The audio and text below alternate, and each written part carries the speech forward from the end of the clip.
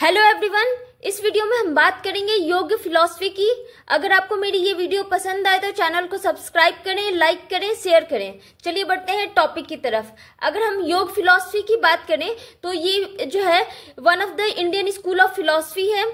अगर जहाँ जो है सांख्य फिलॉसफी जो है ये थियोरेटिकल व्यू प्रोवाइड करती है, वहीं जो है योग फिलॉसफी जो है प्रैक्टिकल एस्पेक्ट देती है। वहीं अगर हम देखें तो फाउंडर की अगर हम बात करें तो इसके फाउंडर जो है महर्षि पतंजलि हैं। इन्होंने जो है योग सूत्र जो है लिखी है।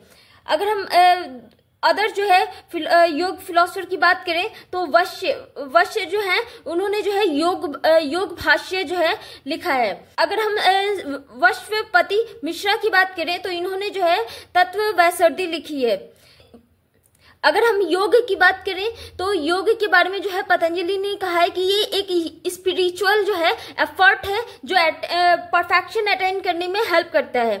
कहने का मतलब जो योग है वो जो है एक एफर्ट है जो कि कंट्रोल करने में हेल्प करता है सेंस ऑर्गन्स को, इंडिविजुअल के gross body, subtle mind, intellect और ईगो को, जो कि जो है इंडिविजुअल को परफेक्ट बनाने में हेल्प करती है या परफेक्शन तक पहुंचाने में, अटेन करने में हेल्प करती है। अगर हम इसी में बात करें तो जो योग है वो गाइड प्रोवाइड करती है हाईएस्ट जो विजडम है वहां तक ले जाने के लिए, जो है स्पिरिचुअल रियलाइजेशन के थ्रू जो है हाईएस्ट विजडम तक इंडिविजुअल को पहुंचाने के लिए जो है योग फिलॉसफी एक गाइड का काम करती है। अब हम बात करेंगे ऑर्गेनाइजेशन ऑफ योग सूत्र की। अगर हम योग सूत्र की बात करें तो इसको पतंजलि ने लिखा है और पतंजलि ने जो है प्रिस्क्राइब किया है 4 पार्ट में जो है इसको योग सूत्र को। फर्स्ट पार्ट की अगर हम बात करें तो समाधि पद, सेकेंड पार्ट की अगर हम बात करें तो साधना पद, और नेक्स्ट जो है विभूति पद, और जो है लास्ट वन जो है वो कैवल्य पद है। अगर हम समाधि पद की बात करें तो ये डील करता है नेचर एंड मेथड एंड जो वेरियस फॉर्म है योगा के, उससे जो है डील कौन करता है, समाधि पद डील करता है। अगर हम साधना पद की बात करें तो ये जो है सफरिंग के कॉज और उसके सॉल्यूशन को एक्सप्लेन करता है। वहीं जो है विभूति पद की अगर हम बात करें तो ये जो है सुप्रा नॉर्मल जो पावर्स हैं, ठीक है, उस कॉन्सेप्ट को जो है एक्सप्लेन करने का काम कौन करता है, विभूति पद करता है। वहीं अगर हम बात करें तो कैवल्य पद की तो ये डिस्क्राइब करता है जो लिबरेशन का कॉन्सेप्ट है और जो स्पिरिचुअल सोल एंड सेल्फ का कॉन्सेप्ट है, इसको जो है डिस्क्राइब कौन करता है, कैवल्य पद। अगर हमें जो है योग फिलॉसफी को बेटर तरीके से अगर समझना है तो उसके लिए हमें जो है साइकोलॉजी ऑफ योगा को समझना जरूरी है। उसकी साइकोलॉजी ऑफ योगा का जो मोस्ट इंपॉर्टेंट एलिमेंट है वो है चित्त। अगर हम चित्त की बात करें तो ये एकदम सिमिलर है सांख्य फिलॉसफी के अंतःकरण का। इसका मतलब भी जो है इंटरनल ऑर्गन या जो इनर सेल्फ है। अगर हम बात करें चित्त या अंतःकरण की तो इसमें जो है मनस, माइंड, अहंकारा, ईगो और कॉन्शियस, और जो है महत, बुद्धि और इंटेलेक्ट, इन तीनों के कॉम्बिनेशन से जो है चित्त बना है या अंतःकरण बना है। ठीक है, अब हम बात करेंगे स्टेजेस ऑफ चित्त की। अब हम बात करेंगे 5 स्टेजेस ऑफ चित्त की, या इसको जो है चित्त भूमि भी कहा जाता है। अगर हम बात करें फर्स्ट स्टेज की तो ये है क्षिप्त, रेस्टलेसनेस, मुधा, टॉर्पिड एंड विक्षिप्ता, डिस्ट्रैक्टेड, एकाग्र, कॉन्सेंट्रेटेड एंड निरुद्ध, रिस्ट्रिक्टेड। पहले स्टेज की अगर हम बात करें तो क्षिप्त है। इस स्टेज में जो है इंडिविजुअल का जो चित्त है वो जो है अट्रैक्ट हो जाता है वर्ल्डली ऑब्जेक्ट से, जैसे पावर, मनी, इन सारी चीजों से जो है वो अट्रैक्ट हो जाता है, जिससे जो है इंडिविजुअल का जो चित्त है वो इंटॉक्सिनेट हो जाता है। उसके बाद अगर हम बात करें सेकंड स्टेज की तो मुधा, जिसको टॉर्पिड भी कहा गया है, इसमें जो है तमस जो गुण है, ठीक है, इंडिविजुअल का, वो जो है तमस गुण जो है डोमिनेट करता है जो सत्व और रजस है उस पे। जो अदर 2 हैं सत्व और रजस, उस पे जो है कौन डोमिनेट करता है, तमस डोमिनेट करता है। इसके जो इंडिविजुअल का चित्त है, जो ऑब्जेक्ट का चित्त है, वो क्या हो जाता है, वो इंटॉक्सिनेट हो जाता है। नेक्स्ट स्टेप की अगर हम बात करें विक्षिप्तता की तो ये जो है योग जो है यहाँ पे जो है इंडिविजुअल का चित्त है योग स्टार्ट कर देता है और चित्त ट्राई करता है कि जो सुप्रीम सोल है या जो गॉड है उसको अटेंड कर सके। और इसमें जो है जो सत्व गुण है वो डोमिनेट करता है, जिसकी वजह से क्या होता है जो temporary cessation of modification of चित्त होता है, मतलब चित्त में जो है थोड़ी सी मॉडिफिकेशन देखने को मिलती है। अगर हम नेक्स्ट स्टेज की बात करें तो एकाग्र जो कि कंसंट्रेटेड है, इसके अंदर अगर हम बात करें तो जो चित्त है एक ऑब्जेक्ट पे जो है कॉन्सेंट्रेट फिर अपनी जो है कॉन्सेंट्रेशन लगाने की कोशिश करता है। किसकी वजह से? जो सत्व है इस टाइम पे प्रीपोंडरेंस होता है, मतलब कि सत्व जो है यहाँ पे डोमिनेट कर रहा होता है। इस वजह से जो है कॉन्सेंट्रेशन करने में जो है चित्त को हेल्प मिलता है। नेक्स्ट अगर हम बात करें तो निरुद्ध या रिस्ट्रिक्टेड, ये सबसे लास्ट जो है स्टेज है चित्त का। इसमें जो है अगर हम बात करें तो सेसेशन ऑफ मॉडिफिकेशन जो है चित्त का पूरी तरीके से हो जाता है। इस वजह से जो है इस स्टेज को हम योग की स्टेज भी कहते हैं। अब हम बात करेंगे फॉर्म ऑफ चित्त की। अगर हम फॉर्म ऑफ चित्त की बात करें तो प्रख्या, पहला है प्रख्या, दूसरा है प्रवृत्ति, तीसरा है स्थिति। अगर हम प्रख्या की बात करें तो प्रख्या के अंदर जो है सत्व डोमिनेट करता है और जो है तमस जो है सत्व के सबऑर्डिनेट होकर काम करती है। इसी में अगर हम एग्जाम्पल की बात करें तो अनिमा या सिद्धि जो है, सिद्धि अटेंड करना या सिद्धि का जो फॉर्म है वो जो है प्रख्या है। अगर हम प्रवृत्ति की बात करें तो इसके अंदर जो है रजस जो है डोमिनेट करता है और तमस जो है वीक होता है। अगर हम इसके एग्जाम्पल की बात करें तो ध्याना, धरना या फिर जो हमारा इनलाइटमेंट है वो, ये जो है प्रवृत्ति के अंदर आते हैं एग्जाम्पल में। वहीं स्थिति की बात करें तो इसके अंदर जो है सत्व जो है डोमिनेट करता है, लेकिन जो रजस है वो जो है इसके सपोर्ट में या सबऑर्डिनेट का काम करती है।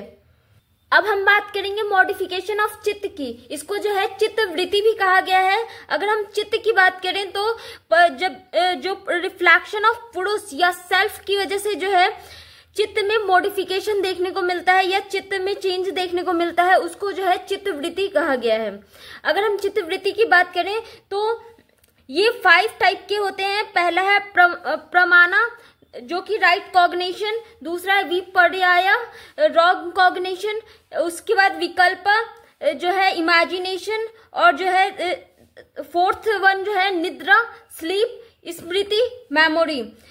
अगर हम बात करें प्रमाणा की तो इसको राइट कॉग्निशन भी कहा गया है, मतलब सही तरीके से जो है वैलिड नॉलेज की बात की गई है। और वैलिड नॉलेज जो है जैसे सांख्य फिलॉसफी 3 प्रमाणा को मानता है, मतलब 3 जो है वैलिड सोर्स ऑफ नॉलेज को मानता है, उसी तरीके से जो है योग फिलॉसफी भी जो है 3 जो है सोर्स को मानती है, वैलिड नॉलेज की सोर्स को मानती है। पहला है परसेप्शन, दूसरा है इन्फरेंस, तीसरा है वर्बल टेस्टिमनी। नेक्स्ट अगर हम बात करें नेक्स्ट टाइप की तो विपर्याय जो कि रॉन्ग कॉग्निशन, इसके अंदर जो है डाउट की सिचुएशन होती है, चित्त मतलब जो है डाउटफुल होता है। ये जो है ये रिकॉग्नाइज नहीं कर सकता जो सील है या फिर जो है जो सिचुएशन है वो रियल है या अनरियल है, फॉल्स नॉलेज गेन करता है इसमें। जैसे जो सील है या फिर सिल्वर है, इन दोनों के रिजल्ट को वो जो है रॉन्ग जो है रिकॉग्नाइज कर लेता है। अगर हम विकल्प की बात करें तो इसके अंदर जो है इमेजिनेशन होती है, मतलब एक्चुअल में वो ऑब्जेक्ट प्रेजेंट नहीं होता, लेकिन ये इमेजिन ड्रीम में जो है इमेजिनेशन होता है कि वो ऑब्जेक्ट जो है प्रेजेंट है। नेक्स्ट टाइप की अगर हम बात करें तो निद्रा जो है स्लीप, इसके अंदर कोई भी जो है मेंटल मॉडिफिकेशन नहीं हो रहा होता है, मतलब कॉग्निशन का कोई भी पार्ट जो है यहाँ पे वर्क नहीं करता इस टाइम। नेक्स्ट हम बात करेंगे स्मृति की या फिर मेमोरी की। इसके अंदर जो है जो चित्त है जो पास्ट में एक्सपीरियंस कर रखा रहता है उसको जो है रिकैपिचुलेट करता है या रिकलेक्ट करता है, मतलब वापस से रिकॉग्नाइज करता है। योग फिलॉसफी जो है कलेश के बारे में भी बात करती है। अगर हम कलेश की बात करें तो पहला है अविद्या, इग्नोरेंस, दूसरा है अस्मिता, इगोइज्म, थर्ड वन है जो है एक रागा अटैचमेंट, फोर्थ द्वेषा अवर्जन, एंड फिफ्थ की अगर हम बात करें तो अभिनिवेशा clinging for long life and fear of death. अगर हम ये जो कलेश है ये जो है ह्यूमन बीइंग के सफरिंग है।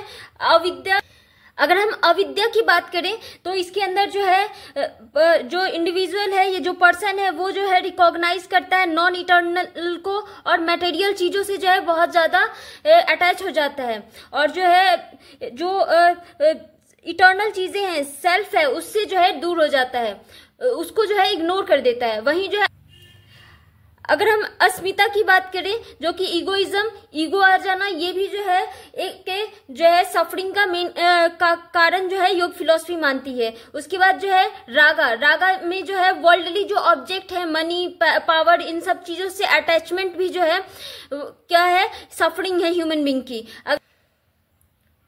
अगर हम द्वेष की बात करें तो एवर्जन मतलब एंगर, गुस्सा जो है वो भी जो है सफरिंग का, ह्यूमन बीइंग की सफरिंग का कारण है। अगर हम बात करें अभिनिवेश, मतलब कि जो ह्यूमन बीइंग है वो लंबे लाइफ तक जीने की इच्छा रखता है, या फिर जो है मरने से उसे डर लगता है, तब जो है उस ह्यूमन बीइंग सफर कर रहा होता है। तो ये सभी जो है 5 कलेश हैं जो ह्यूमन जो है सफर करता है। अब हम बात करेंगे 8 फोल्ड पाथ ऑफ योगा की, जो है अष्टांग योग भी इसको कहते हैं हिंदी में। अगर हम इन 8 पाथ की बात करें तो जो ह्यूमन सफरिंग है, योग कहता है, योग फिलॉसफी कहती है कि इन 8 फोल्ड पाथ को जो है फॉलो करके जो है ह्यूमन बीइंग या जो पर्सन है वो जो है सफरिंग से बच सकता है। अगर हम 8 फोल्ड पाथ की बात करें तो यम, नियम, आसन, प्राणायाम, फिर जो है प्रत्याहारा, धारणा, ध्यान, समाधि, ये जो है 8 फोल्ड पाथ है जिसपे चल के जो है ह्यूमन जो है सफरिंग से बच सकता है। अगर हम यम की बात करें तो ये कंट्रोल करता है बॉडी, माइंड और स्पीच को। नियम की बात करें तो रूल ऑफ गुड कंडक्ट होते हैं। आसन जो है एडवांस स्टेज ऑफ योगा होता है। अगर हम प्राणायाम की बात करें तो इसमें पूरक, कुंभक और रिकाका स्टेप जो है फॉलो किए जाते हैं। अगर हम पूरक की बात करें तो इनहेलिंग करना मतलब सांस लेना, और जो कुंभक में जो है सांस को स्टेन करना, रोकना, और जो है रिकाका की अगर हम बात करें तो छोड़ना, ठीक है, एक्सेल करना सांस को। तो ये स्टेप जो है प्राणायाम में फॉलो होते हैं। नेक्स्ट हम बात करेंगे प्रत्याहारा की। अगर हम प्रत्याहारा की बात करें तो इसके अंदर जो है सेंस ऑर्गन को जो है ट्रेन करना, कंट्रोल करना, ताकि जो है वो वर्ल्डली ऑब्जेक्ट जो है पावर, मनी, इन सब चीजों से अट्रैक्ट ना हो जाए। नेक्स्ट अगर हम बात करें धारणा की तो धारणा के अंदर जो है किसी एक ऑब्जेक्ट, माइंड को जो है पर्सन किसी एक ऑब्जेक्ट पे फोकस करता है, एक ऑब्जेक्ट पे कंसंट्रेट करता है, उस स्टेज को जो है धारणा कहा गया है। और ध्यान की बात करें तो जो कंसंट्रेशन की जो स्टेज है, वो कंसंट्रेशन मतलब स्टेज जो है इसकी हायर लेवल पे चली गई है, धारणा से एक स्टेप हायर लेवल पे चली गई है। अब जो है वो किसी ऑब्जेक्ट पे कंसंट्रेट नहीं करता, बल्कि जो है वो एकदम जो है ध्यान की या मेडिटेशन मतलब एक्सट्रीम मेडिटेशन में आ जाता है। नेक्स्ट स्टेप की अगर हम बात करें तो समाधि। इस स्टेज में जो है जो चित्त जो है सेसेशन ऑफ मोडिफिकेशन ऑफ चित्त जो है पूरी तरीके से हो जाता है, मतलब जो चित्त है उसका पूरी तरीके से मॉडिफिकेशन हो जाता है। अब हम बात करेंगे 5 यम की, जिसके थ्रू जो है बॉडी, माइंड और स्पीच को जो है ह्यूमन बीइंग कंट्रोल कर सकता है। पहला है अहिंसा, दूसरा है सत्य, तीसरा अस्तेय, और फोर्थ वन जो है वो ब्रह्मचर्य, एंड लास्ट वन जो है अपरिग्रह। मतलब अहिंसा, सत्य, अस्तेय, ब्रह्मचर्य और अपरिग्रह को फॉलो करने के बाद जो है पर्सन जो है अपने माइंड, बॉडी और स्पीच को कंट्रोल कर सकता है। अब हम बात करेंगे नियम की। अगर हम नियम की बात करें तो 5 नियम भी होते हैं, मतलब कि rule of good conduct. In rules को फॉलो करके जो है पर्सन जो है वो सफरिंग से बच सकता है। पहला है शौच, साफ सुथरा रहना, संतोष मतलब कि एकदम आपको जो है वर्ल्डली चीजों, ऑब्जेक्ट्स के जितना आपके पास है उससे आप संतोष में हैं।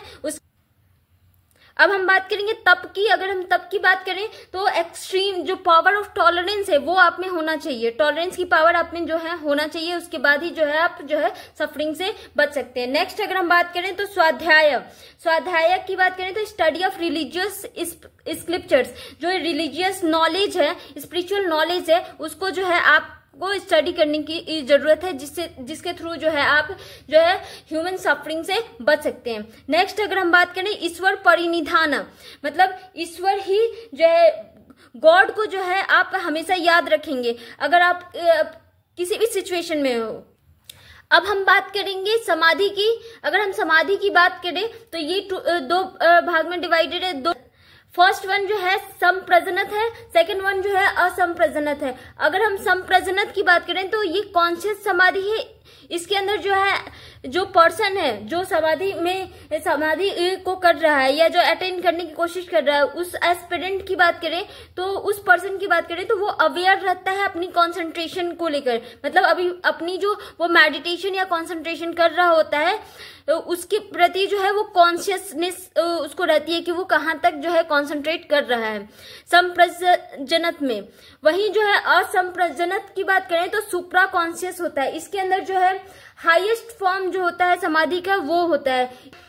जो पर्सन जो है संप्रजनत जो समाधि कर रहा होता है, कंसंट्रेट कर रहा होता है, मेडिटेट कर रहा होता है, उसके अंदर जो है वो पूरी तरीके से वर्ल्डली जो अटैचमेंट होती है सफरिंग की, उससे वो पूरी तरीके से अपने आप को डिटैच कर लेता है।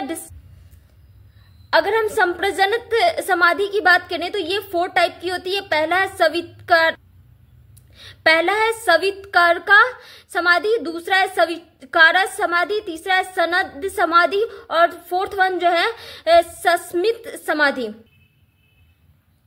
So that's all today. Thank you.